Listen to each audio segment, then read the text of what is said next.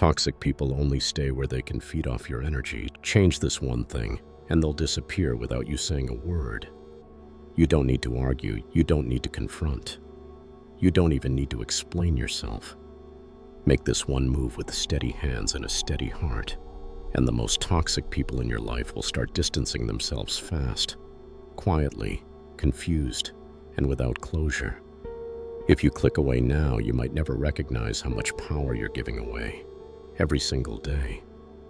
You might keep wondering why the same patterns follow you from one friendship to the next, one relationship to the next, one workplace to the next. You might keep blaming yourself, or maybe blaming the world, never realizing the exact behaviors that silently give others permission to treat you like you don't matter.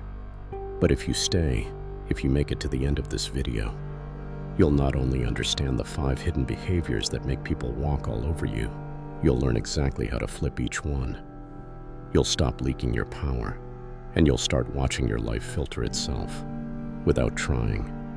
The wrong people will exit. The right people will step forward, and for the first time in your life, you'll stop feeling like you have to fight for basic respect. This is not another video about setting boundaries with catchy quotes and no depth. No, this is about power, not power over others, but authority over your own nervous system, your time, and your emotional reality. The kind of self-respect that rewires how people respond to you, even in silence. And the best part? You don't need to perform. You don't need to change who you are. You just need a slightly different posture. Let's get into it. The first behavior that makes people walk all over you is this. You react too quickly.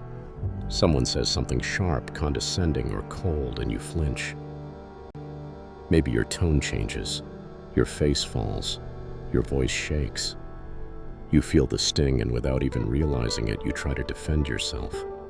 You explain or prove them wrong or make sure they don't misunderstand you. You're not weak. You're just wired to believe that being misunderstood is unsafe. But here's the deep, hard truth. Toxic people are not confused. They don't need an explanation. They want a reaction. That's food to them. Every second you spend reacting instantly, defending yourself, fighting to correct their perception, you're feeding them more control. Because now they control how you feel. And controlling how you feel means they've got power over your entire state of being. Carl Jung once said, "Until you make the unconscious conscious, it will direct your life and you will call it fate." And this is one of those unconscious patterns. You're not reacting because you're weak. You're reacting because your nervous system thinks it's protecting you. But what it's doing is telling them, you can reach into my body and twist it, just by speaking. Now imagine this instead. They say something mean, sarcastic, dismissive, and you do nothing. You look at them, calm, poised, bored even. You count in your head. 3 full seconds. 1, 2, 3. Then you say flatly, okay, or interesting, or nothing at all. No high-pitched crack in your voice. No rush to correct the record. Just pure neutrality, like it wasn't interesting enough to deserve your emotional investment. What happens next? Confusion. They glitch, because it only ever worked when it upset you. But now you're not giving them fuel. Strong people don't react to everything. They choose what gets a response. Weak people react to everything and wonder why they're exhausted and always under attack. Let's move deeper. The second behavior that makes people disrespect you consistently is that you explain yourself too much. Someone asks, "Why did you say that?" And you launch into a story. Or someone disagrees with your plans or your opinion, and you start piecing together justifications, hoping they'll see it your way. Let me tell you something few people will say out loud. Over-explaining is a trauma response. At some point, your brain learned that being misunderstood meant being unsafe. So now your subconscious associates your choices with needing their approval. But here's what their brain hears. "I'm not confident in my choices unless you agree." Robert Greene calls this the art of strategic silence. Think about power differently. Power isn't always loud or harsh or intimidating. Sometimes the most dominant psychological position is the one who feels no need to explain. So here's the move.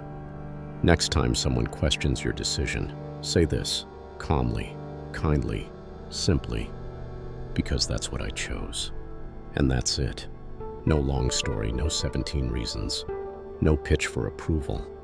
That's what I chose. If they push, say it again. If they poke, smile and say it again. Over time, people start to realize that they can't drag you back into the courtroom of their opinions. You've walked out, and now they're left debating with themselves. That's dignity. That's strength. That's inner calm that only comes from knowing you no longer need others to co-sign your reality. And here's the third behavior where people lose their power without realizing it. You allow repeated disrespect without consequences. Maybe they roll their eyes when you speak.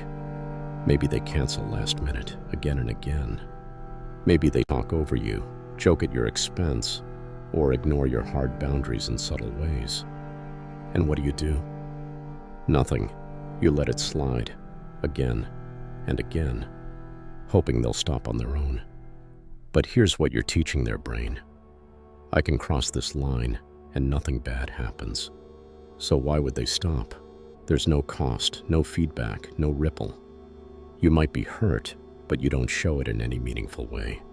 So to them, it's business as usual. There's a better way, and it doesn't involve yelling, arguing, or making dramatic statements. It's subtle, it's quiet, but it changes everything. When someone disrespects you, you start pulling back. They text you, you take longer to respond. They want your help, suddenly you're busy. They ask to meet up, you politely decline. You're not being rude. You're not punishing. You're just adjusting the level of access they've earned. Access to your energy is a privilege, and privileges can expire. Let your absence become a consequence. When people feel the energetic shift, that you're not as eager, not as available, not as open, they instinctively realize something changed. And if they care about keeping you, they'll rise to meet that level. If they don't, they'll fade. Either way, the truth reveals itself. Now, let me ask you something. Have you ever felt like no matter how kind, helpful, or available you are, people still treat you like a background character in their movie? Why does nobody talk about how much emotional labor we waste trying to be liked by people who wouldn't notice if we disappeared? Here's the truth that will set you free. The fourth behavior that makes people walk all over you is needing to be liked. It's not a small thing. It sounds innocent. But it will ruin your boundaries, crush your peace, and keep you small. Because the second people sense, especially manipulative ones, that you need them to like you. They own you. They might not even mean to. But humans are wired to respond to power imbalances. And if your approval depends on their approval, you become infinitely pliable. The person who can't stand being disliked will abandon themselves on command. Here's the philosophical shift. Not everyone is meant to like you. In fact, if everyone does, you're probably lying to someone, including yourself. The psychologist Jordan Peterson teaches that being too agreeable makes you easy to exploit. Sometimes real personal power comes from letting people not like you, sitting in that discomfort, and not chasing after it like a child chasing validation. Test yourself. Next time someone pulls away, disapproves, or gives you cold energy, don't bend. Don't fix. Don't overcompensate. Just be still. Let the silence sit. Watch how the dynamic shifts when they realize indifference doesn't work on you anymore. Which brings us to the final behavior that attracts the wrong people, being afraid to be alone. This one's hard because it feels so human. We all want connection. We all long for closeness. But when you act from a fear of being alone, you start chasing. You text first. You make the plans. You hold the thread together when the other person wouldn't even notice if it broke. That looks like kindness, but it's not. It's fear, masking itself as effort. And here's what happens when people see that in you. They relax. They stop trying. Why should they chase you when you've made it clear you'll never walk away? And then you wonder why you feel invisible in your own relationships. Esther Perel says that desire thrives in space, in mystery, in mutual pursuit. not in one-sided effort. So this week, try it. Stop initiating. Stop reaching out first. Sit with yourself. Do things you love. Build a life that excites you when your phone is on airplane mode. And watch the shift. Watch who reaches out when you stop carrying all the weight. The ones who vanish, needed you but never valued you. Let them go. The ones who stay, that's who sees your worth without you selling it. In the end, people will always reflect what you allow, not what you say, not what you hope for, what you consistently allow. If you change how you react, if you stop over-explaining, if you apply real consequences, if you let go of being liked, if you stop chasing connection out of fear, you won't have to cut people off. They'll cut themselves off because their old tricks won't work anymore. And your life will get quieter, cleaner, heavier with meaning. The noise will die down. The real ones will stay. The rest will fade. Power doesn't always roar. Sometimes it's the whisper of, "I'm not playing this game anymore." If you've made it this far, I want to know who truly understood the message. Leave the phrase "access to me is earned" in the comments, and let's see how many of you really grasp what it means to value your energy, your peace, and your worth in silence. If this video made you question something, if it made you feel something, if it made you see yourself differently, like and subscribe, because this is just the beginning of who you could become. I'll see you in the next video. And remember, the most powerful people don't need permission to protect their peace. They just stop explaining why it's worth protecting.